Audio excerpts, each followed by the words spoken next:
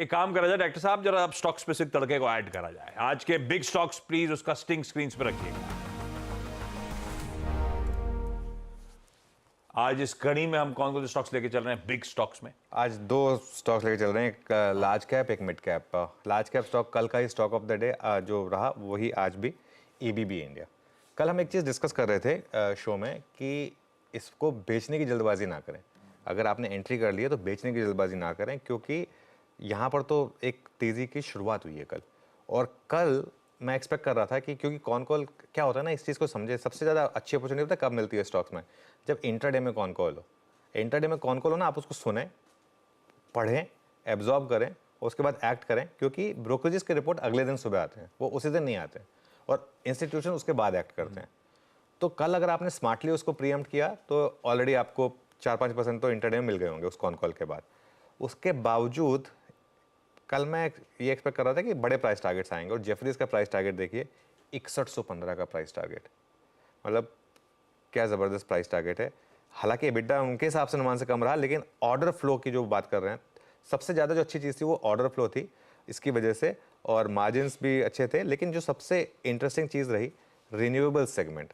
अब तक एबीबी का फोकस बाकी के कैपिटल गुड्स, थर्मल, ये मतलब इन सब चीज़ों पे रहा है, नॉर्मल ट्रेडिशनल पावर पे रहा है। अब वो रिन्यूएबल्स पर भी फोकस कर रहे हैं, और अगर रिन्यूएबल्स चलने लगा तो फिर ये एक बड़ा मूव आएगा। और एक चीज़ बताऊँ आपको क्यों एबीबी कल चला, एक और कारण है उसका। एबीबी में फ्लोट नहीं है, 75% प्रमोटर होल्डिंग है, करीब करीब 18% म्यूचुअल फंड और एफआईआई होल्डिंग है, 1-8% बाकी के कुछ कॉर्पोरेट बॉडीज और ये सब का है। कुल मिला के रिटेल के पास 5.5% का फ्लोट है। 5.5% का फ्लोट है कुल मिला के, वही इधर उधर हो रहा है। तो जिसको लेना है वो उसी में से लेना है, क्योंकि बाकी की ना तो प्रमोटर का तो 75% लॉकड इन है, वो तो बेचने वाला है नहीं। बाकी जो बड़े एफआईआईज और म्यूचुअल फंड हैं वो भी बेचने वाले नहीं है, क्योंकि उनके तो ये पोजिशनल बेट है, उनके तो ये सेक्टोरल बेट है।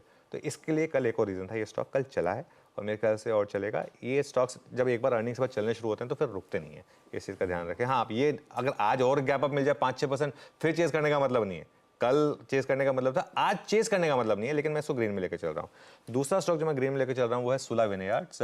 कल देर शाम को इन्होंने एक प्रेस रिलीज डाली है। आपको याद होगा हमने ये स्टॉक डिस्कस किया था कि जब वो महाराष्ट्र से जो इनको रिलीफ मिलना था, वो रिलीफ आया था, स्टॉक तब भागा था, 550 से 800 हुआ था। उसके बाद वो उसका ऑफिशियल नोटिफिकेशन नहीं आया था, एक बार इसका 3 महीने का चार्ट रख दीजिए, तो वो 800 वाला गिर के वापस 550 आ गया था। ये देखिए, ये एक महीने में करीब 13% स्टॉक गिर चुका है, और ये 3 महीने का चार्ट है। ये वो जो बड़ा आप ग्रीन बार देख रहे हैं वो उस न्यूज़ की वजह से आया था। उसके बाद स्टॉक में करेक्शन आ गई थी।